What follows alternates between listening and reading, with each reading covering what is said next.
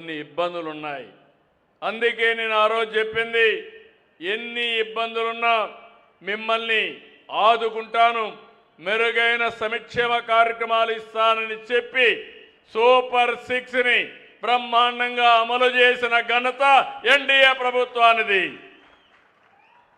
ఇప్పటికే మా ఆడబిడ్డలు ఎక్కడికి పోవాలన్నా జల్సాగా స్త్రీశక్తి ఒక్క పైసా ఖర్చు లేకుండా విజయవాడకు పోయి షాపింగ్ చేసి రావాలంటే ఫ్రీగా పోయి షాపింగ్ చేసి వచ్చే పరిస్థితి లేదు. కనకదుర్గమ్మ తల్లి దర్శనం చేసుకోవాలంటే నేరుగా పోయి దర్శనం చేసుకునే వచ్చే పరిస్థితి.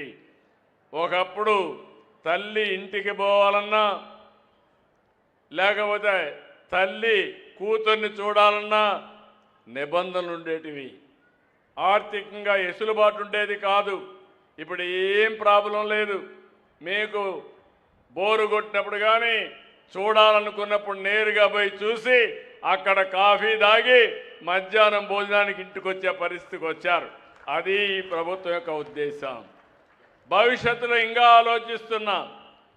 పేదవాళ్ళకి చాలా ఇబ్బందులు ఉన్నాయి మాకు, కానీ రోజు రోజుకు ఇబ్బందులు అధిగమిస్తూ మీ సహకారంతో ముందుకు పోతున్నాం.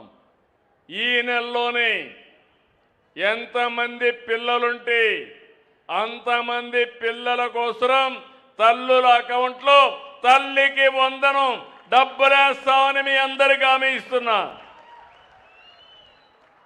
22 నుంచి 24 వరకు ఈ కార్యక్రమాన్ని చేస్తాం. మీరు అనుకోవచ్చు నా దగ్గర డబ్బులు ఉందని. కాదు, మనసు ఉంది, కష్టపడే మనస్తత్వం ఉంది. నేను కానీ మా మిత్రుడు పవన్ కళ్యాణ్ గారు కానీ నరేంద్ర మోడీ గారు కానీ మేమందరం ఒకటే ఆలోచిస్తున్నాం. ప్రజలకు సంక్షేమ కార్యక్రమాలు ఇవ్వాలి, అభివృద్ధి కార్యక్రమాల వైపు నడిపించాలి. మిమ్మల్ని ఎప్పటికప్పుడు చైతన్యవంతులు చేసి మిమ్మల్ని సక్రమమైన మార్గం నడపడానికి పనిచేస్తున్నాం.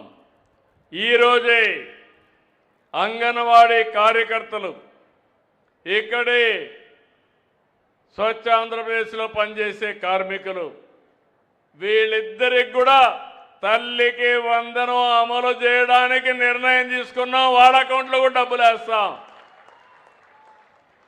నేను ఒకటే ఆలోచిస్తున్నా, పేదవాళ్ళు ఎక్కడుంటే, ఎక్కడే తక్కువ ఆదాయం వచ్చే వాళ్ళు ఉంటే వాళ్ళని ఆదుకుంటూ ముందుకు పోవాల్సిన అవసరం ఉంది. మీలో కూడా ఒక స్ఫూర్తి రావాలి. డబ్బులుండే వాళ్ళు ఆశపడకుండా డబ్బులు లేని వాళ్ళకి ఈ సంక్షేమ కార్యక్రమాలు కానీ వాళ్ళ యొక్క ఆర్థిక స్థితిగతులు పెంచడానికి ఇస్తే జీవితాలు బాగుపడతాయి, సమాజంలో మార్పు వస్తుంది. ఎన్నో అభివృద్ధి కార్యక్రమాలు చేస్తున్నాం. దానివల్ల చాలా కుటుంబాల ఆదాయం పెరుగుతూ ఉంది. 2,50,000 రూపాయలు నేను ఉన్నప్పుడు తలసరి ఆదాయం ఉంటే ఇది 5,30,000 28-29కి తయారవుతుంది.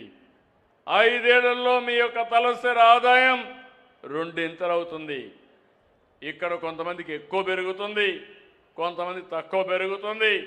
అందుకే ఈరోజు నేను ఆలోచించింది ఒక వినూత్నమైన కార్యక్రమం P4 తీసుకొచ్చాం.